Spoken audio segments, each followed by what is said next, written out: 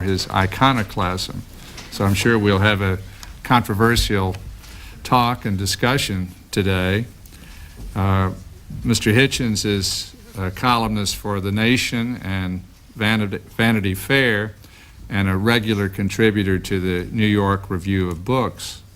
And today he's going to discuss the motivation for and implications of U.S. policy initiatives in the Middle East over the past year, including the U.S. confrontation with Iraq, which looks like it may be renewing soon, and the U.S. bombings of Afghanistan and Sudan, and developments in both the Arab-Israeli peace process and the Cyprus conflict. Mr. Hitchens is the author of Hostage to Victory about Cyprus and Where the Borders Bleed about the Kurds, and he is co-editor with Edward Said of Blaming the Victims about the Palestinians. So after his prepared remarks, he's prepared to take questions and comments, so I hope we can have a lively discussion. Mr. Hitchens. Thank you.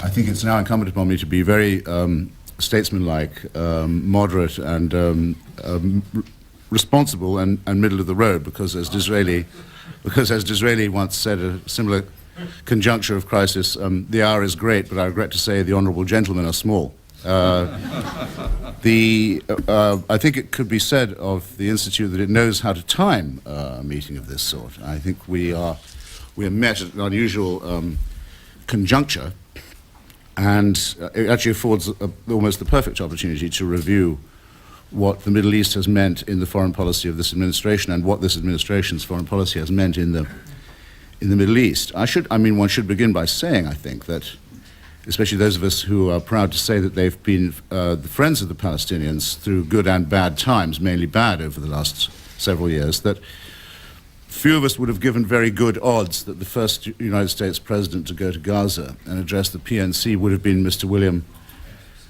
Jefferson Clinton. I think that it's hard to forget that his first act in seeking the nomination for the Democratic Party in 1972 was to solicit the support of AIPAC and to denounce George Bush on the loan guarantee question, and in every way to suggest that he was plus royaliste que le roi. It was a case of Clinton, Gore, Shamir, 92. It was one of the several instances, in fact, the other being Cuba, where he ran against Bush and Quayle from the right in a process we've now come to know as triangulation. But triangulation brought Mr. Clinton to Gaza in a strange way, though he could do no other. I thought there were an opportunity was missed. Everybody knows and has known for a long time that the only eventuation of this process can be mutual recognition between two states in the land of historic mandate Palestine. Mr. Clinton went yesterday only to supervise the implementation of a demand from the Likud party that the Palestine National Council amend its charter, an amendment, I must say, I think that should have taken place voluntarily many years ago, and in many respects was done at the Algiers summit a decade or so ago. But the opportunity missed is for him to say, well, now I must go to the Knesset. I must ask the Likud party to stop displaying a map of both sides of the River Jordan on its documents, and indeed to drop all claims of this kind, to say that apparently the gift from God of this territory, which isn't after all a security consideration, the gift from God of this territory did not come with batteries included. It seems that some assembly is required. The promise doesn't come with the means to implement it, in other words. It should be dropped from politics. That, I think, would have been an irresistible thing for an American statesman to do at that moment, and would have paved the way for resolution in the Knesset dropping opposition to a Palestinian state. Chance is missed. Why is the chance missed? Because, in my judgment, this administration does not think, and now, I won't say through no fault of its own, now cannot really think very far beyond the next news cycle. And thus we're met today at a really extraordinary moment where the President has to decide whether the Butler report must make him conclude that this time we not just really mean it, or really, really mean it, but we really, really, really mean it. There will be no more warnings. Well, no more warnings was the last warning. if you recall. And so it looks as if the president must order some kind of show of force. And he's got to be sharp about it because some say this is overstated as a consideration, but Ramadan begins on Friday. It's thought that the general impression in the rest of the Muslim world, and not just the Muslim world, might be somewhat conditioned by opening Ramadan with lighting up the skies over Baghdad yet again. But if he doesn't do it, if he decides to do it before Ramadan, then he has to do it while Congress is met solemnly to decide whether he's fit to hold the office of president in the first place. And then people will say, will they not, could this be Mr. Clinton using Iraq as a weapon of mass distraction? And then what fools we should all look. Now, there's a reason why people would be bound to ask that question, in my judgment. One is because the president is and has always been and looks like an incredibly shifty opportunist. There's no way around that. The other is because it would be a president of iron will and self-denial who might not consider such an option if faced with articles of impeachment. But there's a third and even graver reason, which is that it isn't very widely discussed outside the famous Beltway, but within the famous Beltway it's pretty much, how shall we put it, discreetly, by nods and winks and other means of communication, agreed that that was a very germane question to ask about the rocketing of Khartoum and of Afghanistan in August. I've been writing about this a lot. I think I've now written about 8 columns about it. Let me quickly summarize what I mean by the wag the dog effect, and and how horrifying it can be to find that an easy joke that anyone could make on the day dies on the lips as it becomes apparent that it wasn't a joke at all. In hitting the Al-Shifa chemical plant outside Khartoum, on the day before Miss Lewinsky was due to return to the grand jury, the administration first made several claims. It said this plant does not make any medicine or chemicals for agriculture. It does, on the other hand, make at least the precursor chemicals for a poison gas, the EMPTA, and it has direct business ties through a military-industrial complex. No one knew Sudan had a military-industrial complex till then, with Mr. Osama bin Laden. Therefore, it will be hit with a flock or flight of cruise missiles. Now, there were 2 kinds of objection to this. One is, are those claims true? And 2, if they are true, do they license hitting Sudan without warning, without admonition, without the making of a démarche to a country with which, after all, the United States enjoys, even if in the most exiguous way, diplomatic relations? Well, to the first point, Secretary Cohen has already admitted, well, yes, the plant does make whatever else it makes, and it may be a factory of hell and death, but it does make medicines, and it does make chemicals for agriculture, and those could be seen in, indeed, the wreckage. So not many people were actually killed in the rocketing. A large number of Sudanese are going to die down the road because everybody knows what happens in a third world country with small resources that is suddenly deprived of its means of killing agricultural pests and of curing various deficiency diseases. And also everybody knows who dies first in these occasions, which is to say the most vulnerable, the young and the old and the infirm. So it can't be said to have been a casualty-free hit. So it would have been nice if the Secretary had established beforehand, rather than after, that yes, it did make a lot of medicines. And if they didn't know that, how reliable is what they say about EMPTA and VX? Well, I've talked to the expert on the subject, the professor of biochemistry at Oxford University, who says finding EMPTA in the soil outside a factory proves nothing, even if the soil sample does have EMPTA, but somehow they can't find the soil sample to produce it. It would prove nothing on its own. It's a valueless claim. He said it must mean they have something to hide, or they've made a terrible mistake. The direct suspicion is, and I talked this morning to Milt Burden, who was the Central Intelligence Agency station chief in Khartoum for many years and later helped direct the Afghan Mujahideen operation, and knows in this dimension Sudan and Afghanistan more and better than anyone else in the field. And he said that it seemed to him very likely that this sample had been taken by Egyptian agents, and that Egypt had what he described as a proprietary interest in the Sudan because their river runs through it, as is notorious, and that they might have a motive for finding, etc. But even if they found that, it's not conclusive.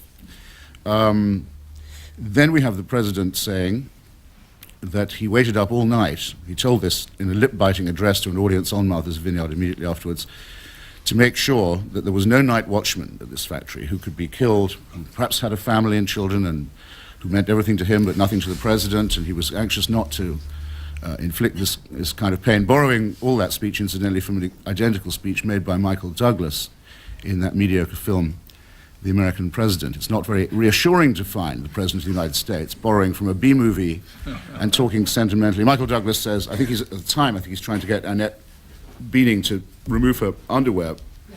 It couldn't be less relevant to the present case, but he says, somewhere in Libya right now there's a janitor, and he's a good man, and he's got a family, and he's going about his job, and he doesn't know that in a couple of hours he's about to be vaporized because the building of which he's the janitor we think is the Libyan intelligence HQ. No, that's Clinton's Martha's Vineyard speech. Worrying. But I thought, before I worked out about the Michael Douglas thing, I thought how interesting that the president should want to reassure himself that a chemical weapons factory must be a chemical weapons factory because it didn't have a night shift or anyone to guard it. That didn't seem to me to compute, and these are the risks you run in having an improvised, to make it up as you go along, foreign and military policy, ladies and gentlemen. Yes, it is funny, okay, but you can see the unfunny side, I hope. Not having a sense of humor is often a very good thing, I feel. Now, suppose, though, let us grant that it could be established, which it has not been, because the United States is now in the position of refusing the Sudanese demand to the UN that there be an on-site, independent forensic inquiry. The United States is denying a Sudanese request to the UN for that. Keep that in mind. But I don't think it can be or will be proven. Let us suppose it could be proven that VX was being manufactured in this unguarded pharmaceutical plant. Why was there no démarche made to the Sudanese? Why did nobody say, either privately to the president or directly at the United Nations, we have the gravest suspicions about this factory. We have just lost some brave overseas officers in 2 embassies in Africa. We take it very seriously. We demand to see inside that factory, and you have 2 days. And a refusal will be construed as unfriendly, hostile act. They can't move the factory in 2 days, nor I think could they very much have altered its production line. That demand on its own would have been reassuring. There was, in other words, no great hurry, or there would not have been if there was not the suspicion that there was a hurry, but that it was not a hurry that was to do with diplomacy in Khartoum or indeed Afghanistan. That is the awful suspicion, self-generated, under which the administration will have to labor in the next few days as it decides what to do about the situation in Mesopotamia. I should just add about Afghanistan that the cruise missiles, which were held to have destroyed the infrastructure, another word that doesn't usually get used about Afghanistan, of Mr. Bin Laden's network. Oh, I should just add before we leave Sudan, when the French wanted Carlos the Jackal, when they wanted the Sudanese to give him up, the French gave him up on request. When the United States wanted Mr. Bin Laden removed from Sudanese soil, they made a démarche. Mr. Bin Laden was removed from Sudanese soil. There was no reason to think that business couldn't be done with the Sudanese regime, in other words. So I think a tremendous violation of diplomatic norms and precedents, as well as everything else. In Afghanistan, another flock of cruise missiles lands, not all of it in Afghanistan, because some of them hit Pakistan and don't explode. And it seemed to me that was the perfect month, probably, to let Pakistani nuclear scientists find an unexploded American missile lying on their soil. It couldn't be better after the exchange of nuclear detonations in the summer on the Kashmiri border, both of which the administration claimed to have had no warning of and to be taken by surprise entirely, as if the Indians would think, the United States seems to be helping China to acquire military nuclear technology. It's certainly been helping the Pakistanis. I wonder if we should ever do anything about that. The thought that that might occur to the Indians doesn't seem to have occurred to anyone in Washington. Again, sarcasm can be a foe of a good argument, but it can be very difficult to keep an edge of it out of one's voice, simply when giving a literal account of what their calculations were. Simultaneously in Pakistan, as a result of it finding itself without warning being peppered with cruise missiles, and what could a warning have hurt? If they'd given them a few hours warning, they couldn't have told Mr. bin Laden to move. But they were holding 2 suspects in the bombings in Africa, in Karachi. And there was every likelihood they were going to turn them over. And when they found that they'd been hit without warning, they let those guys go. So let's say counterproductive would be the weakest word. Unintended consequence might be another. A number of Pakistani officers were killed, that's the officers who are helping to train the Kashmiris, in the camps which were built for them by the CIA for an earlier war against the Russian occupiers. But Mr. bin Laden doesn't seem to have been hit at all, and there was a call, well, let's have some aerial photography, let's see how well we did with this infrastructure, knocking over a lean-to here, mud hut there. The reply was, well, there's very bad cloud cover today, the satellites can't really see. That got them through the next news cycle. A very good letter in the Washington Post 3 weeks later, which I was glad to see the Post put in a box on its letters page saying, surely those clouds must have moved by now. Perhaps we could have some aerial photography to see how we made out with the missile strike. This is really no way to conduct a serious foreign policy. It's no way this is the way that a banana republic would conduct foreign policy if it were a banana republic. And it's this habit, therefore, of improvisation and of opportunism, I think sometimes rising to the level of cynicism, that has to be one of our great concerns as we move to what may have to be a confrontation with the Hussein regime in Baghdad. I don't call him Saddam because I don't know the guy. And I rather distrust people who do. Now, I think that one can find evidence of what one could call at best short-termist thinking throughout this whole process. After all, the Oslo Agreement, which was not the administration's idea, probably wouldn't have come to fruition if it had been supervised by the administration, was then claimed, well, they say, well, if we didn't do the work, but can we have the photo op? Well, nobody is going to say no to having their photo op on the White House lawn, so that's done. And there's certain agreements are made. Then they're left to rot and drift, and nothing is done about them until just before the midterm elections it's decided some repair work must be done, and it would be nice if the high contracting parties met and had that handshake all over again and agreed to what had already been agreed under apparently American supervision. And Mr. Netanyahu, not one to miss such an opportunity,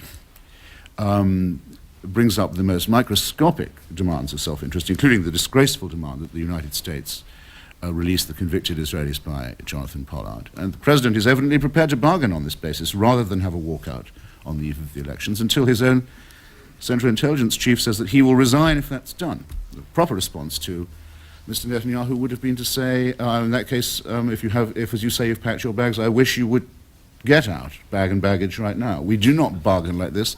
This is not the souk.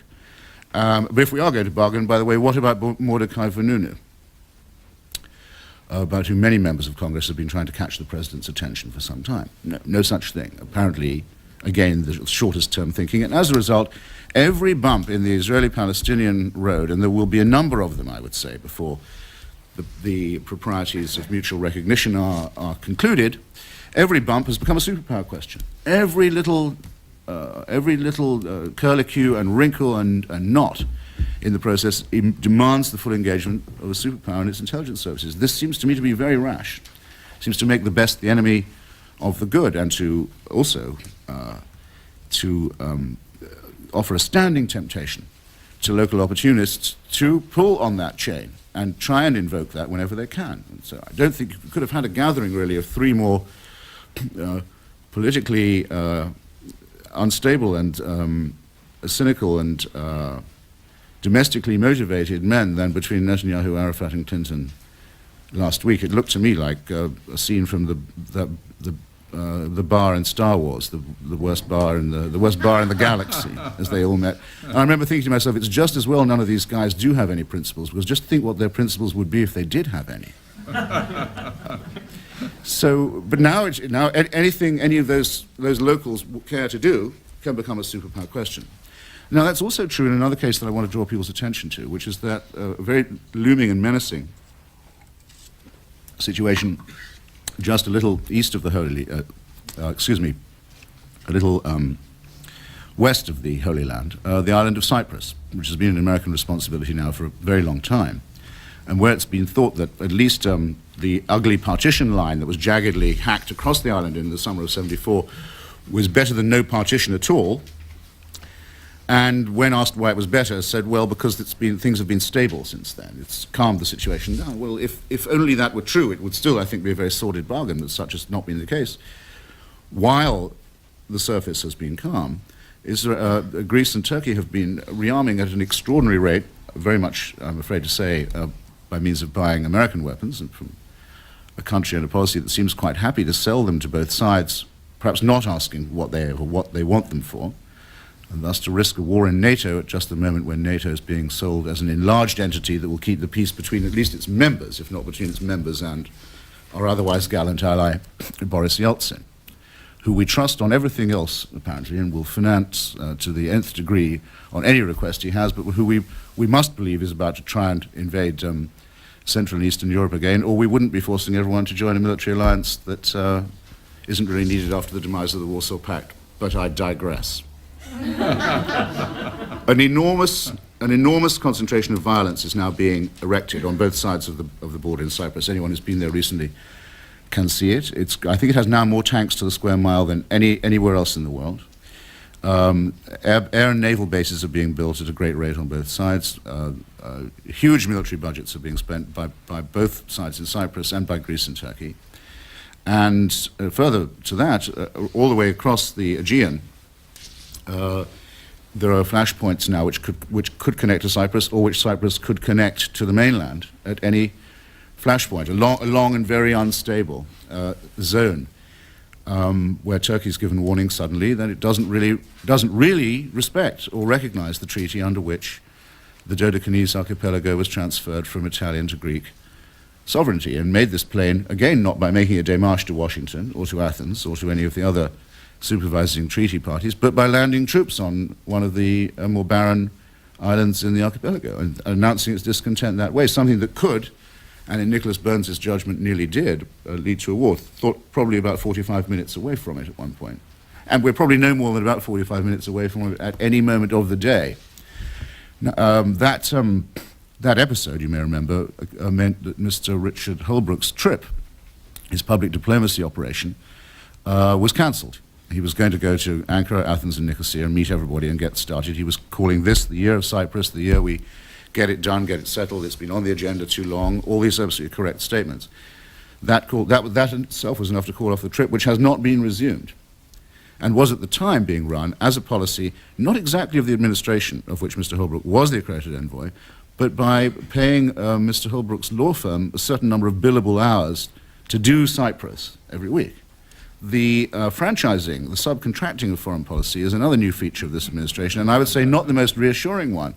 And I'm someone who has great respect for Richard Holbrooke and his intelligence and his courage in volunteering to take on Cyprus, which has been a graveyard of reputation. But you notice nothing since then. It doesn't seem that it's in anyone's great interest to take this subject up, and yet I would say with the same certainty that one could have pronounced on Kosovo 3 years ago, this is coming towards us. It's coming like a train. It's coming like Christmas. It's coming like your next heart attack.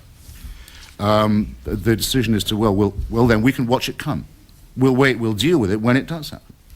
This is not just the height of irresponsibility, it's the definition of irresponsibility.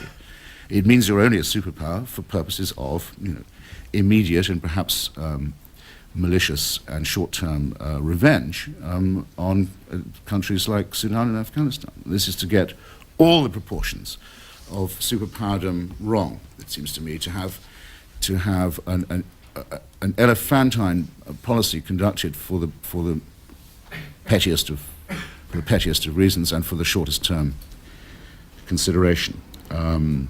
I think I must have made it clear what I think, and perhaps also how I think about this, and about the very intense and awkward moment that we're confronted with now, from Capitol Hill to Baghdad, and the reasons why this moment absolutely maximizes all the possibilities of the worst outcome for the worst reasons.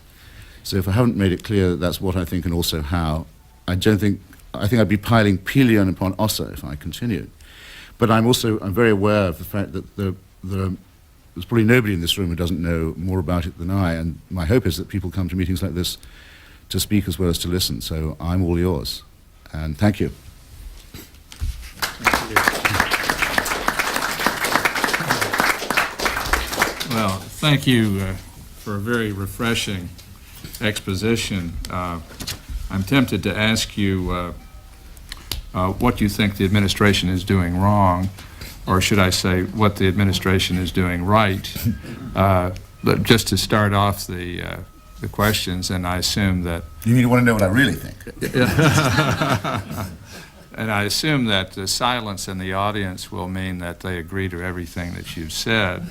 So, but I wish you would say a little bit more about Iraq, because that is the looming situation, and it strikes me that the president may be a victim also of coincidental timing. I mean, the wag the dog thesis is one that's makes compelling journalism and not very good movies, but it is true, number one, that Butler's report has now indicated that the Iraqi regime has not been complying, and so the reason for holding off the attack earlier is now no longer there.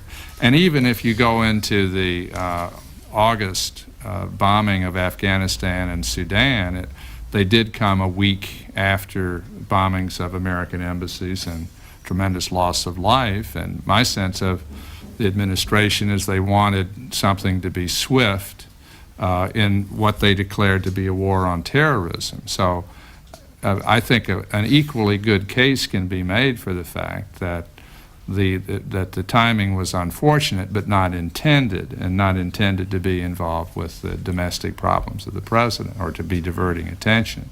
I mean, the very fact that it's a classic, at least, myth of foreign policy that when a president or a leader gets in policy, they immediately have to start a war to divert attention, I think is something that can't really be demonstrated historically. So I'm really taking issue with your general thesis, and I'd like to hear you respond to that. Well, I'll do it in reverse order, if I may. It must have occurred to everybody by now that this is not a president who commits military force promiscuously. I mean, if it's a matter of Mr. Slobodan Milosevic or Mr. Saddam Hussein, on the whole, the president is willing to allow us quite a lot of time and issue quite a lot of warnings.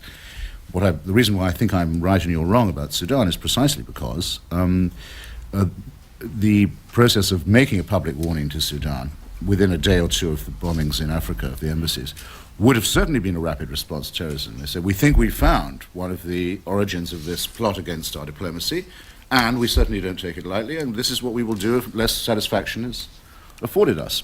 And the Sudanese have, let's say, 2 days to satisfy us on this point. No such démarche was made. And there's no one knowledgeable who I've talked to who doesn't believe that could have been done. And we also know from Seymour Hersh's extraordinarily well-researched article in the New Yorker that 3 out of 4 of the Joint Chiefs were not told of the operation, and no one in the FBI, which was all over Africa at the time, combing for suspects and finding them, was informed. Mr. Louis Freeh wasn't informed, and nor was anyone with knowledge of the region at the Central Intelligence Agency. This, I think, licenses the suspicion that when people thought they were joking about Wag the Dog, as Bertolt Brecht once said, the one who laughs is the one who hasn't yet heard the terrible news, might not have been joking after all.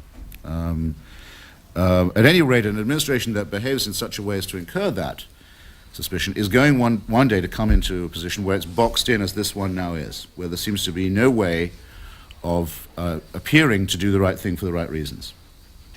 I don't think anything Mr. Clinton can do in the next 2 days could possibly be construed as having been done without an opportunist subtext. And I think that is the outcome of having been a fairly successful escape artist for a very long time. One day, all the chariots will come up on the same line, and you're stuck. And I think that's what's happened to him. If I could just say, I understand your criticism of the Sudan operation, but let's assume that they didn't do the Sudan operation, the Afghanistan operation, wouldn't seem to me to be to come under your criticism of the wag the dog effect, in the sense that that was more legitimate. Not in the same way, no, I agree. Well, and I hope I made that clear. I mean, when the agency said, or not the agency, when the administration said that it was a one-shot window, the gang is meeting here, we know where, we know when, we won't have another chance to hit them. That's not like saying we know what's in this factory and then having to take it back later on, which, if you remember, Secretary Cohen did have to do. No, one's entitled to the presumption of innocence in that case. But then you'd have thought with that number of cruise missiles they'd have hit one of them, and they didn't. So we don't know that they really knew there was this terror summit going on. And it would have been a funny thing for all the guys to do 2 days after hitting 2 American embassies, say, I know let's do. Let's all go and stand in the same place somewhere. I mean, it's not what I would do, but then I hope that neither you nor I have a terrorist psychology. But let's say that most humans are gifted with the instinct of self-preservation.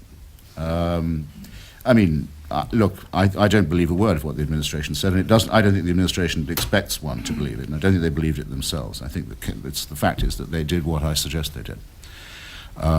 Suggested they did.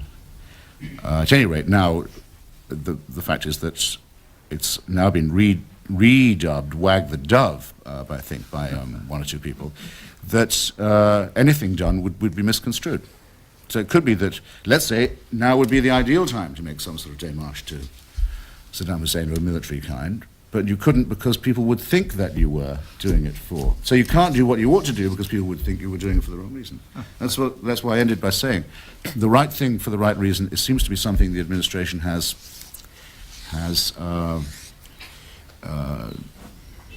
robbed itself of the ability to accomplish. We have several questions. Peter, back up. Thank you. My question to you is, do you feel that there is a structural problem in Washington which has many dimensions, but one of them is the apparent instinct not to use expertise that is available, particularly by the Clinton administration, but also by the Reagan administration? The politicization of the foreign policy machinery. You obviously are very well connected to the foreign policy machinery. That's why I asked the questions. We have in this country people who really know the Middle East quite well, and they have been not only avoided, they've not been brought into the debate at all. And particularly by those two administrations. Is that your reading as well, and do you think that it makes a difference?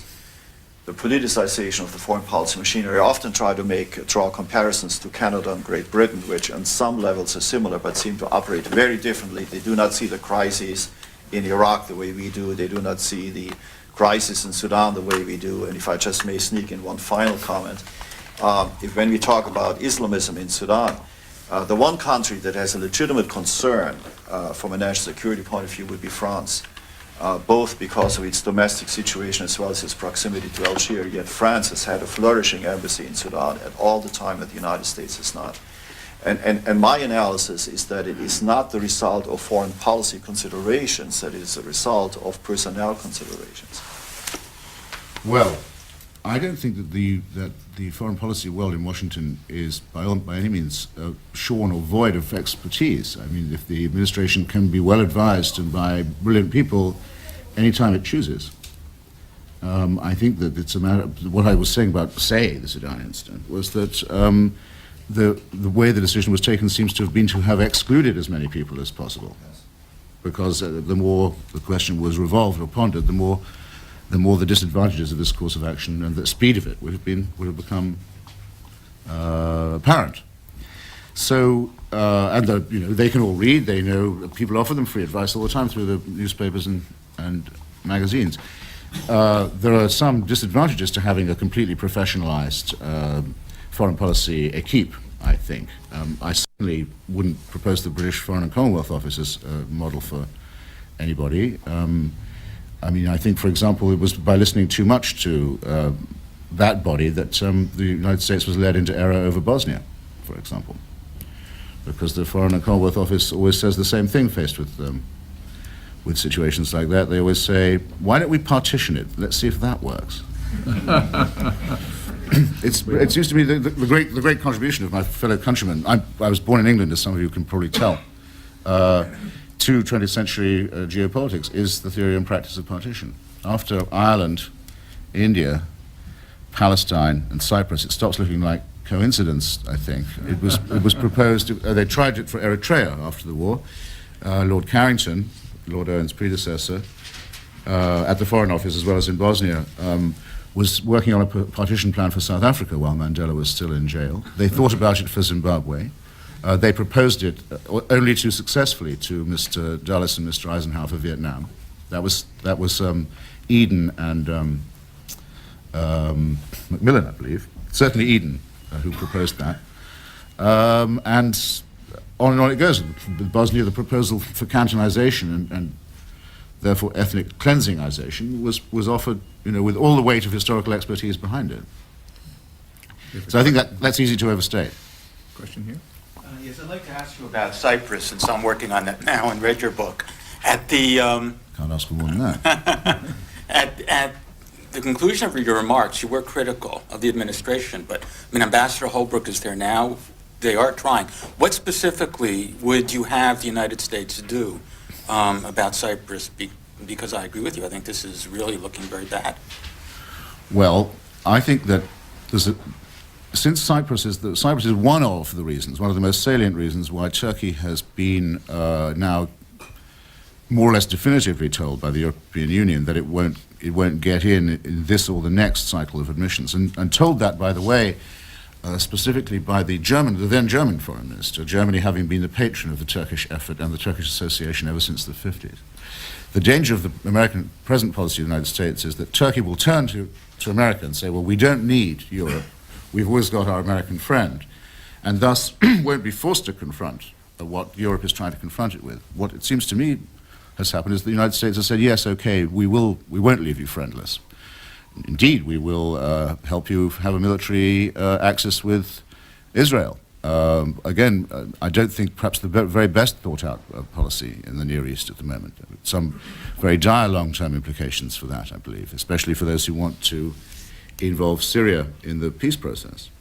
Further, that seems to have given Turkey the idea, too, that it can use its military bludgeon against neighbors, and that the United States won't urge it to cease and desist. Currently, the Cyprus government, wisely or otherwise, is exerting its right to self-defense by buying an air defense system.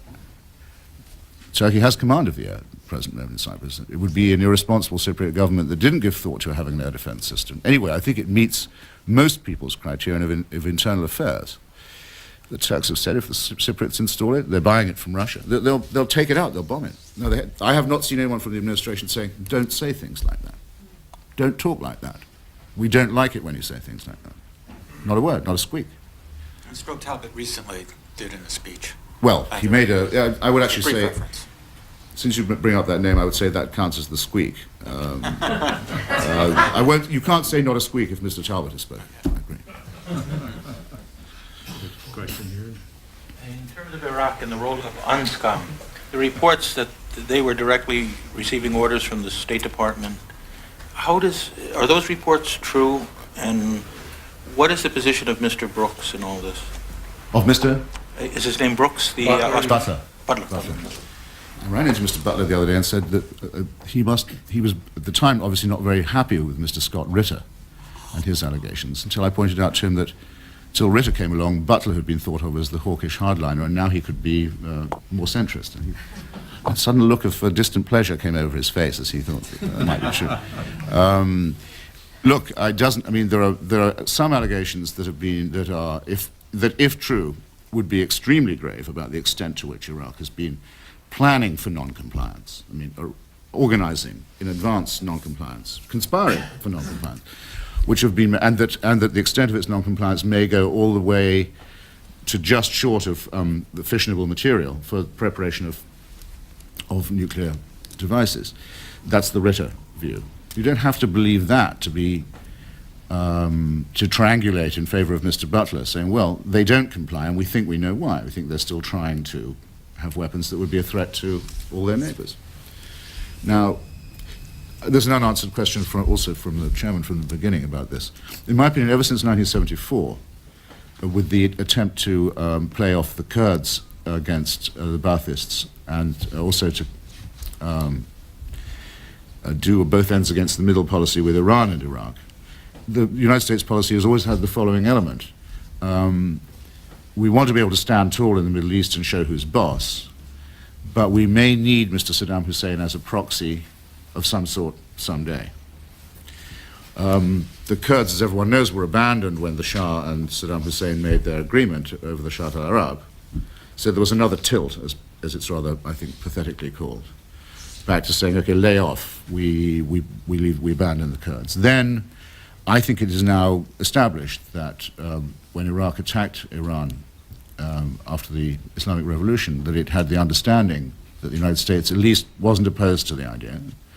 That led to a war in which you don't want to think about how many of the young men of Iran and Iraq were killed, effectively for nothing, while the United States armed both sides, and as Henry Kissinger so fragrantly put it, we wish we could work out a way that they could both lose, while all these people were being killed.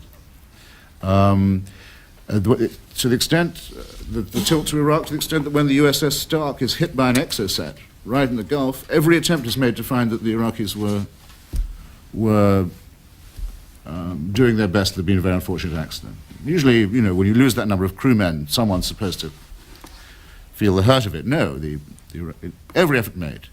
A few years actually, not very many years after the Stark incident, Iraqi civilians are being turned into fat at the bottom of shelters in the middle of Baghdad.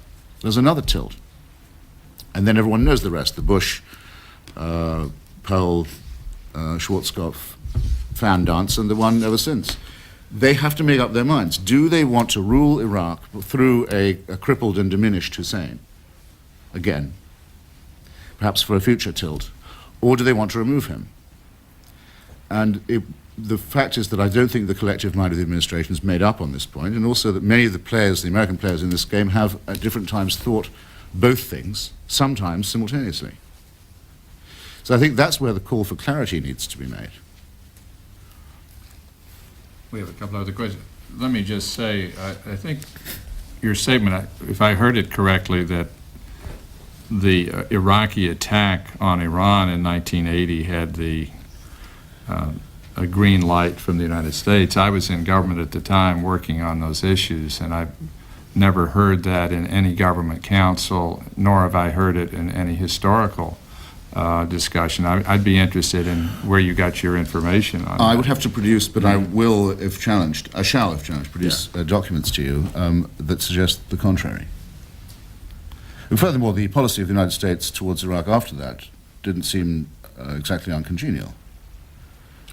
Well, I'm talking about the start of the war. Yes. Yeah. But the subsequent policy followed seems to me to be consistent with that suspicion. But I can do better. But I'd have to ask for.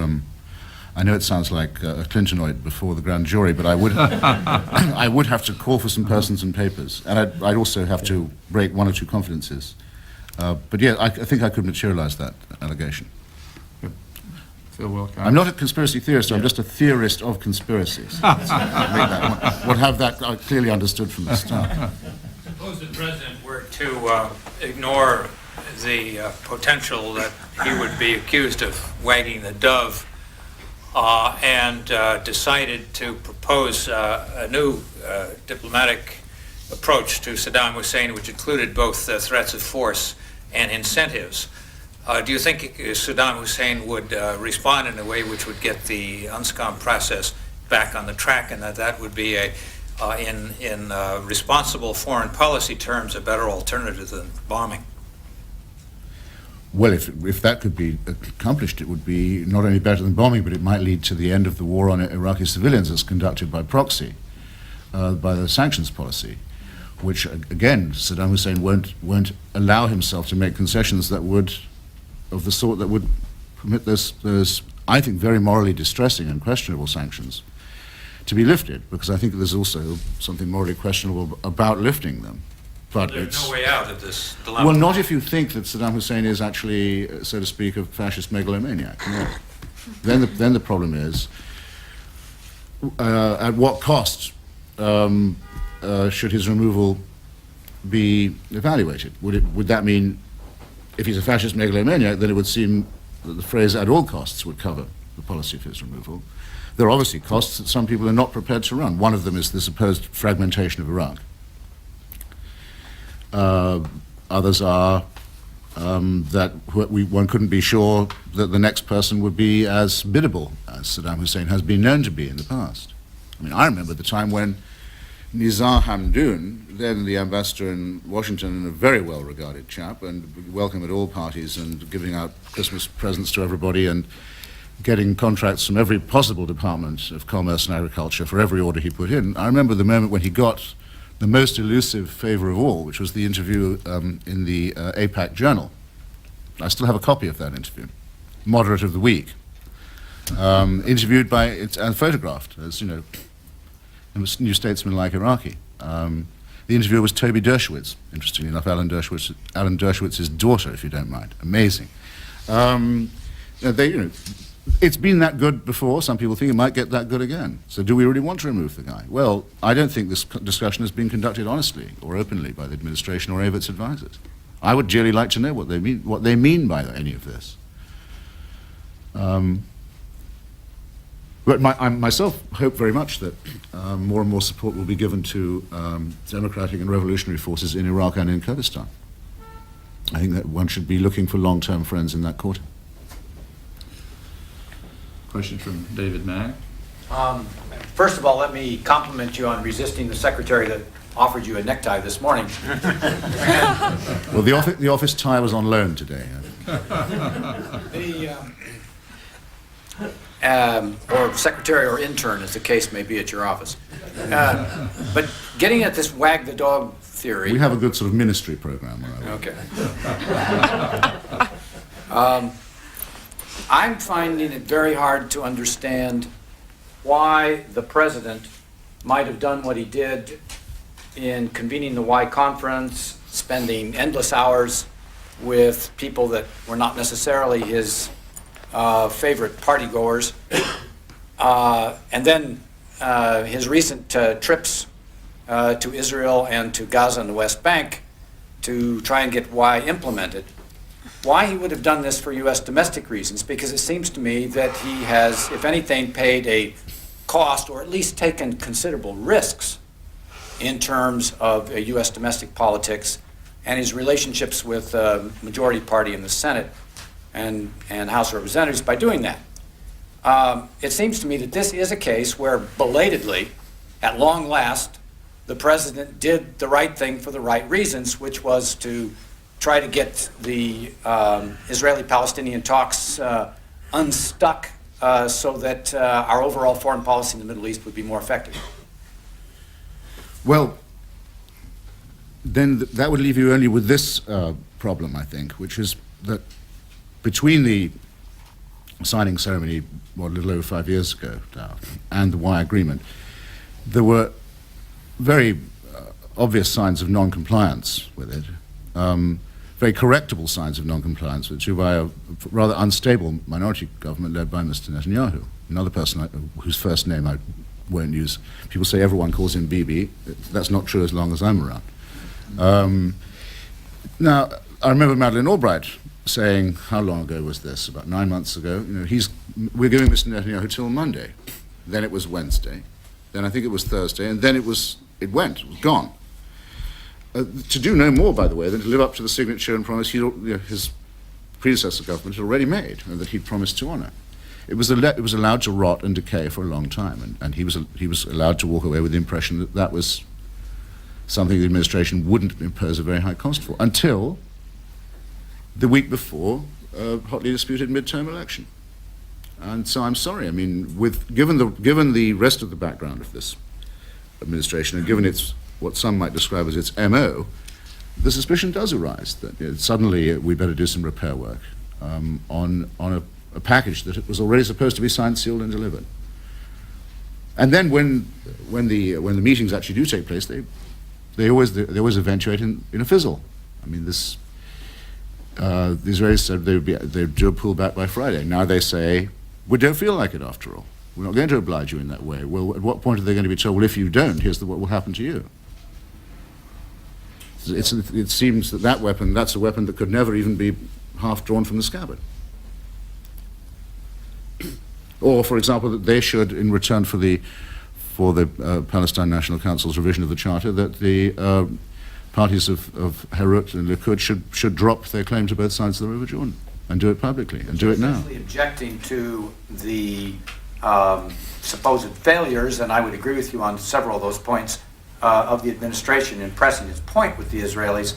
The fact is that, as I said, and I would agree with you, after a far too long delay, President Clinton did seem to stop letting Prime Minister Netanyahu set the agenda on this. Yes, as you say, after what had been a rather long delay. In the other case, Sudan seeming to be suddenly in a tearing hurry. I just think these delays and these hurries are not just due to mix-ups in the president's Ritalin prescription. No, I'm suggesting that it's due to an honest effort to try to repair a foreign policy that was in very bad shape in the area. Well, I agree with the second part. Can I pick you up on the forthcoming Iraqi crisis and try to relate it to the domestic situation? It seems to me that there is a consensus in favor of military action. I tend to discount the Columbus business, at least among the Congress and the administration. If it is true that there has been real noncompliance and a real attempt to thwart the latest inspection efforts, it seems to me that there's already a consensus, and indeed there was criticism of the president for giving Saddam one last chance, and therefore I don't see that he would be accused of cynicism except by carpers, marginal carpers, and I don't put you in that category, because there really is a consensus, and if there are violations, it would seem to me that it would be an opportunity for the nation to come together, rather than to have carping on both sides about political opportunism. Well, I mean, let's have no carping, but if there was to be carping, I say again, it would derive such force as it had from previous policy mistakes, things both done and undone. It would be nice to think there was a consensus on it, but as I say, that involves, it seems to me, deciding what the objective for Iraq is going to be, because you can't just manage it. Does anybody think that if there was a strike now, say to blind Saddam's communications, and sorry, I swore I wouldn't call him Saddam, to blind the Hussein regime's communications and to take out perhaps some of the presidential sites, and that would be the end of it, that he'd say, well, now I see, the error of my ways, we can start again. It wouldn't. It would be another in this long period of torturing the Iraqi people by means of pinpricking their government and starving them. I think this is a degrading way to be doing business. An announcement should be made of what they think the outcome in Iraq should be. Now, there has been an open statement that support's going to be given to the Iraqi democratic opposition and to the Kurds, and I think that's good, because the covert support to those people before led to them being betrayed, and also led to them being misrepresented as agents of a foreign power. I think it should be above board.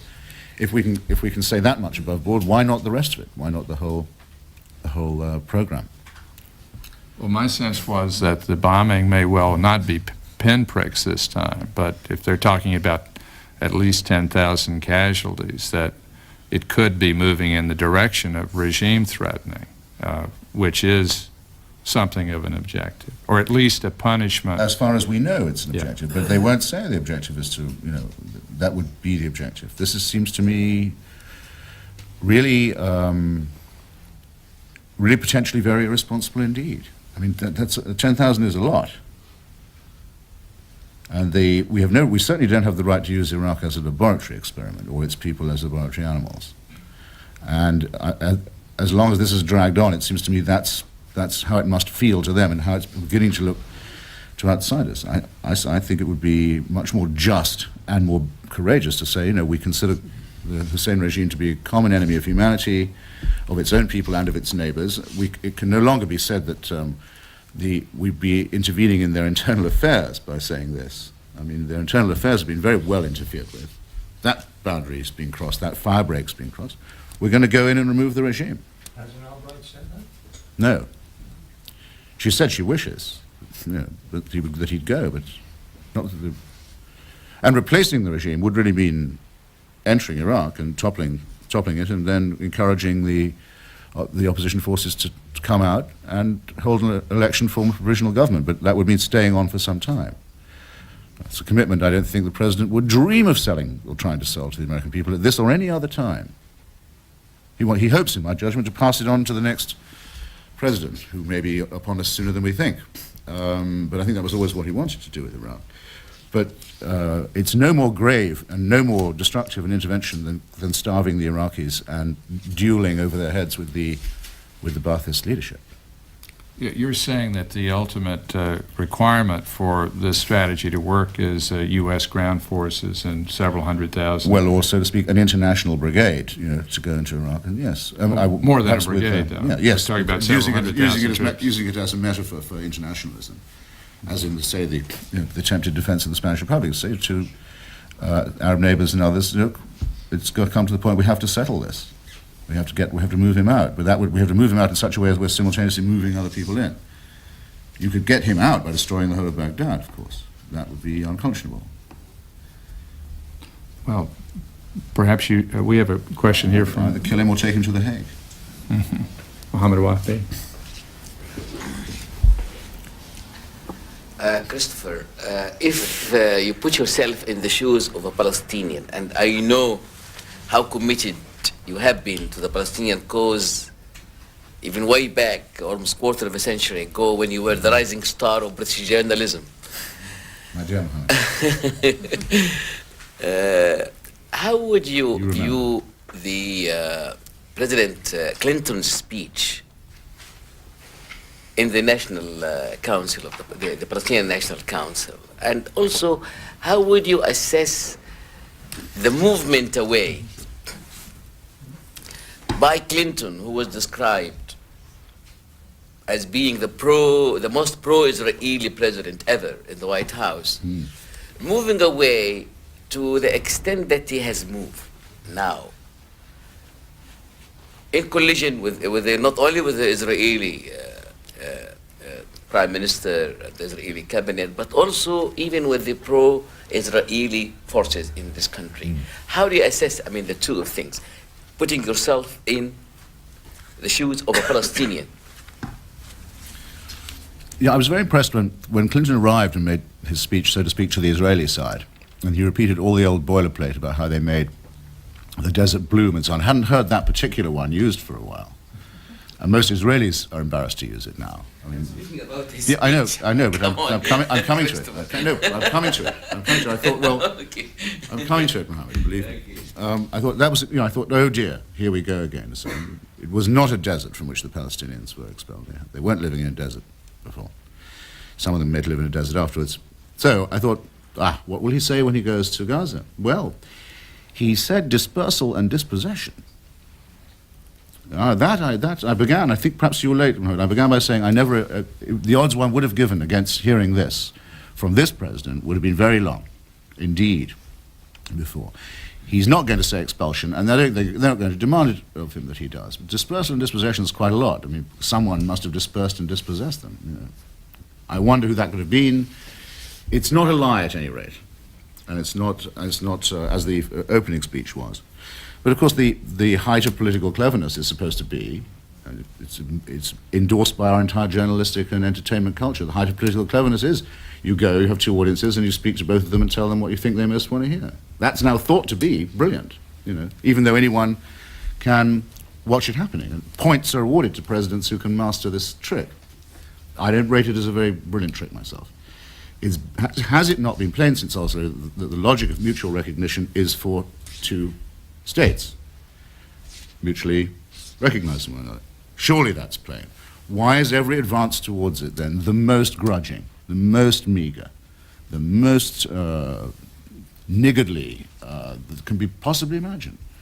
Why not say, as with Iraq, say, here's what the objective is, here's what we know is going to happen, here are the steps towards it, not each one having to be dragged out and protracted and negotiated each time with the maximum of ill will and bad faith. Then, if you wanted the president to say a courageous thing, it would not be to go and tell the Palestinians what they want to hear, so you get that photo op done, having had the precise same one. It would be to say, well, now that your National Council has been so brave as to make this recognition, I'm going to ask the Knesset to make another one. And then we'll have reciprocity and forward movement. This is not a guy who has, I don't think, neither the principles nor the courage nor the, it's an abuse of the word vision, even to consider such a policy. It got him through the next news cycle. On that point, What about movement? I asked also about the movement away from January particularly until now. There has been a movement by the administration, you see, away from the pre-Netanyahu policies. There has been a consistent movement. Did you see this consistent? Do you see it as consistent? No, I don't think of it. You don't see it as consistent. I think of it as improvised and short-termist, and reflecting no more than the realities on the ground. The fact is, there is now a Palestinian autonomy. I regard it as embryonically a state. I don't think it's possible to look at it in any other way. You can't make a child grow smaller, all right? The administration might want to or might not want to, but it simply can't. The question is, why is it described, why do they want, as far as possible, for its growth to be stunted and for its credentials to be questioned? Why don't they simply say, hey, we must live up at least to reality. There already are two peoples in this territory, and the rest follows as the night the day. They can't bring themselves to say it. Indeed, it's, as far as I know, the administration concurs with Mr. Netanyahu still in regarding any declaration of independence by President Arafat as a hostile act in and of itself, whenever timed, or however timed. yeah, on your point about going to the Knesset and asking them to no longer consider Jordan Palestine, I think, that's a bit out of date, and it's also shooting a bit low, isn't it? Wouldn't it have been better to have gone and said, please stop your settlement activity? Well, no, I was only going to demand what was rhetorically possible. I see. That would have been nice, yes, but I'm not saying that would have been within Mr. Clinton's compass to do what I proposed. It would not be within his compass to say what you propose. I mean, I hope I'm still a realist. By the way, I mean they should repudiate not just the idea that Jordan is Palestine, but also the idea that large bits of it are Eretz Israel. That's what they'd have to give up. Oh, yes. Right. This young lady here. Hi. I was in Kuwait for 1 year and 3 months, and so I really got in touch with the population there, just the general normal people. And we've been stressing a lot from your discussion on the image of the United States government in the United States. But I wanted you to comment on 2 different issues as far as the United States image in the Arab world. The first is, after the bombing of Sudan, I was watching some TV shows in Arabic. Some of those TV shows were calling for more terrorist action against the United States in response to the United States bombing of Sudan. So I wanted you to comment on whether or not whether or not the policy was counterproductive. And then the second thing I wanted to comment on was the relation with Iraq. I know a lot of the general Kuwaiti population, not the government officials, but the general population, have a conspiracy theory that the reason we haven't taken out, the United States government hasn't taken out the regime, is because that the United States wants to stay there and they're getting paid to protect Kuwait. And so some of them are seeing it as a business. So what would be your solution to these kind of negative images? I should say first that Andrew and Patrick Coburn, who are both good friends of mine and both very good writers and journalists and experts in this field, have jointly authored a book called Out of the Ashes about the comeback kid, this time Mr. Hussein, and the origins of this policy and its shortcomings, which will be out soon. I recommend anyone watching this or listening to me to get hold of it. And that will probably give you a more exhaustive answer than I have time for. I think it's certainly true that there were people who were angry enough to call for further assaults on the great Satan after the bombing of Sudan, but that's sort of too much in the nature of what can be expected. I don't believe it would have attracted many recruits to the side of Mr. Bin Laden, who professes a very extreme and arcane form of Islam and lives under the shelter of the Taliban. By the way, when the démarche was made to Sudan, and here's again fundamentally why I disagree with you on this, a few years ago by the US government, they said, you have a guy called Bin Laden on your territory, we'd like him off your territory. And they complied. There was talk of sending him back to Saudi Arabia, where he could at least be, so to speak, under observation. And if you ask me, do I think Clinton would have rocketed Saudi Arabia on 2 days' notice if he could find a Bin Laden business there? I think I would say the answer is definitely no. Even if he could find all of Mr. Bin Laden's assets in one place in Riyadh, the Saudi princes are not going to read that they've been bombed on CNN. Or here, rather, they've been bombed on CNN. See what I mean? So they sent him to Afghanistan instead, a really crazy decision to have him hold up there. But I think his support and his reach is very, very limited. But from what I know of the Saudis, they would have taken care of bin Laden on their own. He would have hardly found refuge in Riyadh. He would Well, have they found posted him on, they mailed him on to Afghanistan, which I think is a pity, because Afghanistan is not a country that needs to import fundamentalists, I gather. We have a question, Henry Craig. When you consider this range of crises from Cyprus, I would even throw in Iran, one is struck by the fact that the silence that comes from Europe, except for our faithful friends, the British, and also from the Middle East. Why don't we hear anything from Cairo or anything from the European community that really reflects the kinds of concerns that you've described? Well, I think does it make any difference? And does it make any difference? Well, as to why not, I mean, I think it's because it's for two reasons. One is everybody wants to be on good terms with the United States.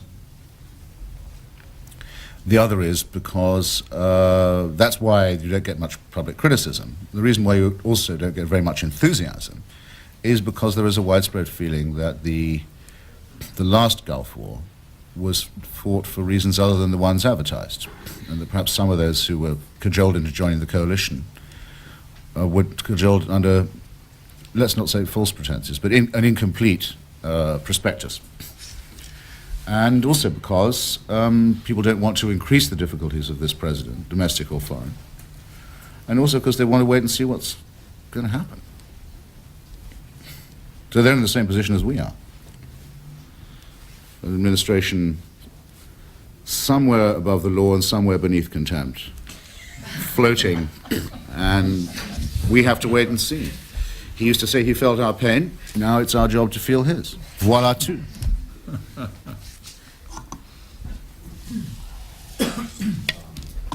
Oh, yeah, Peter. I'd like to follow up on the two previous questions, which I feel were not totally answered, and connected to my earlier question, and that is that I've been worried for a long time that the United States is so isolated in its Middle East policy. On the subject of Arab-Israel, as we all know, the vote in the United Nations was 124-4, the 4 being the U.S., Israel, Micronesia, and the Marshall Islands. And I think that speaks very loudly. On the subject of Iran, we are also totally isolated. On the subject of Saddam Hussein, I understood from the internet this morning that Kofi Annan said that this is really an American project, and that it is being built up here much larger than it is built up elsewhere. And what I want you to speak to and ask perhaps the lady's question in the back, what is the feeling from the region? How do you, of course, first of all, see the reasons for these threats that the United States seems to be so isolated in the Middle East? And secondly, if we do follow through with various policies, including Ambassador Sadar's suggestion that there may be a major strike with many casualties, what will be the response? What will be the results, and what will be the response?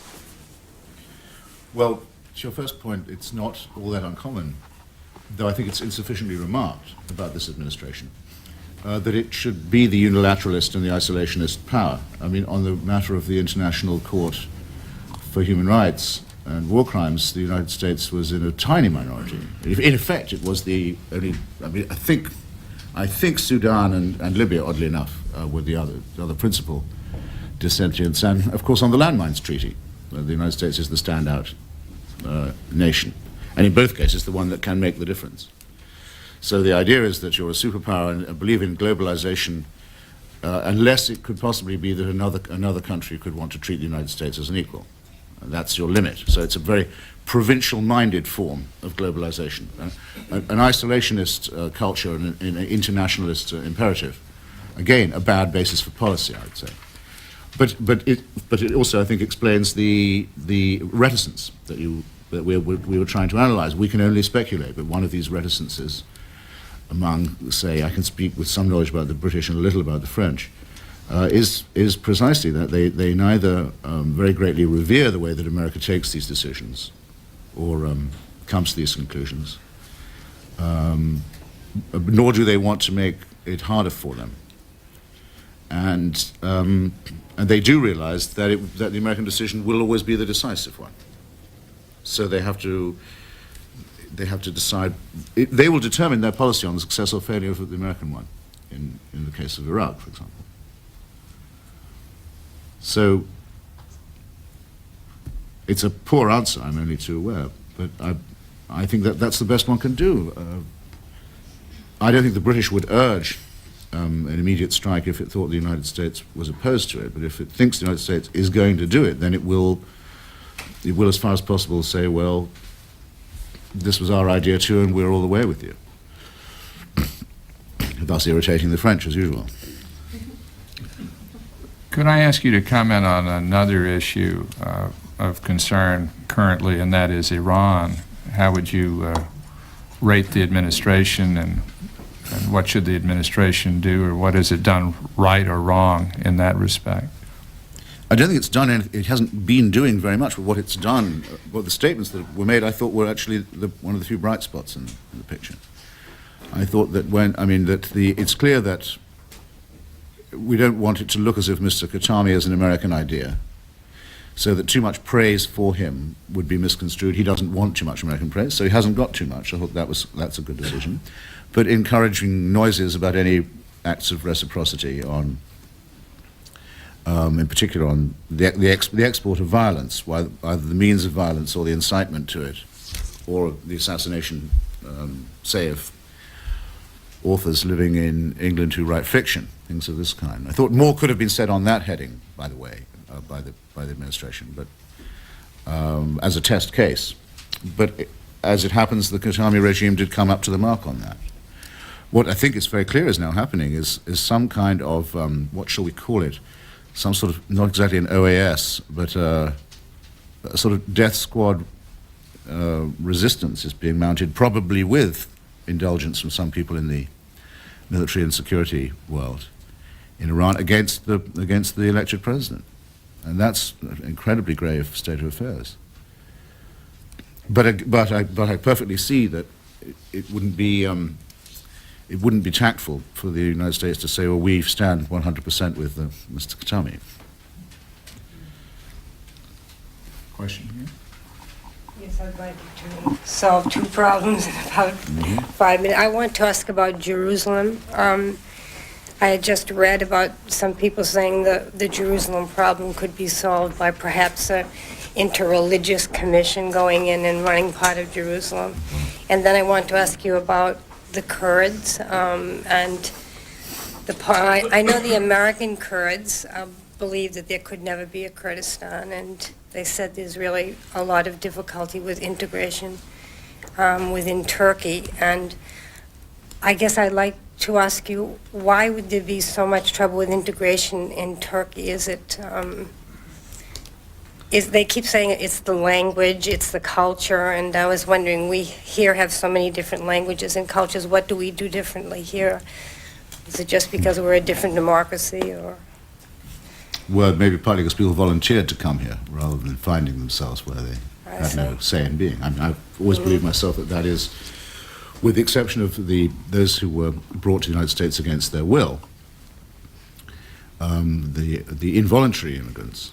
I think one of the great things about the United States is people came here, so to speak, on purpose, and usually to escape conditions like the ones we're talking about in Kurdistan, to get away from the house of bondage, as was once said.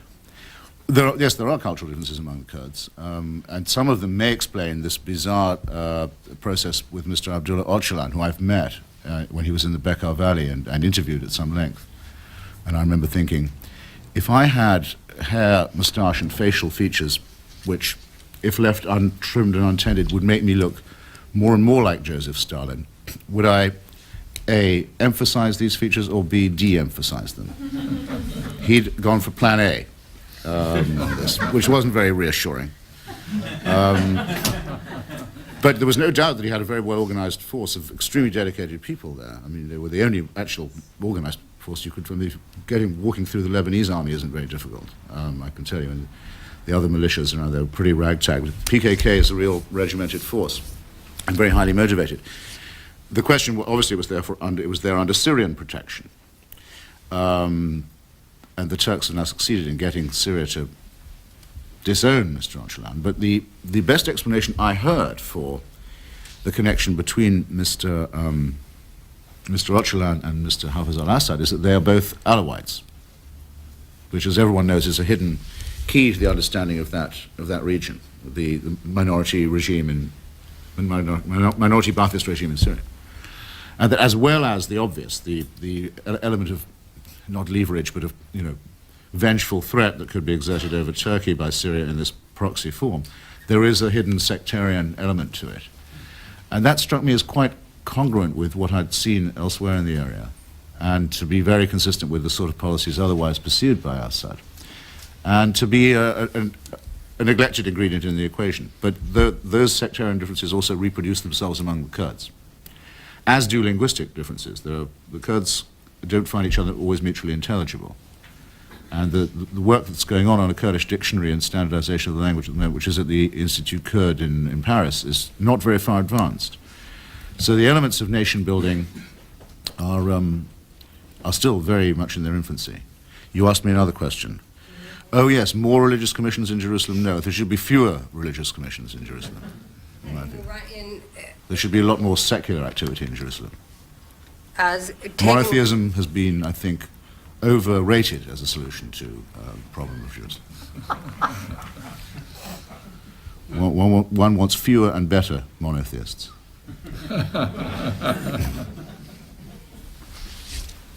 Well, we've come to the end of our time. I think everybody joins me in thanking you for a very stimulating, not always agreed to presentation. I must say, I think Washington has found its gadfly, and under that hard exterior, I detect a considerable amount of idealism. So I think you're very good for our democracy. Thank you very much. Very nice. Very generous of you.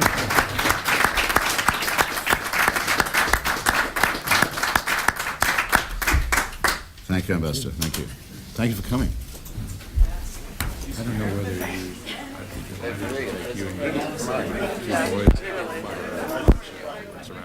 Well, that's very nice of you. I told him I would take them somewhere.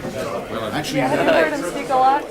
I know he's a friend of mine for the last 25 years. Oh, really? Wow. I met him twice in England, when he was still very young. Yes, you mentioned when he was the rising star of British. He was still very young, and he became the editor of one of the most important papers there, the New Statesman. Oh, yes, of course. And he was only 23, 24. And that's a fear. That's the happened. Brilliant, Christopher. Huh? This guy's fantastic, isn't he? He's really good. I think that's more or less it. In the course of the rambling defenses and criticisms of administration policy, no one spoke explicitly in confidence. Well, it's rather underlying assumption of those who defend the critique. Is that they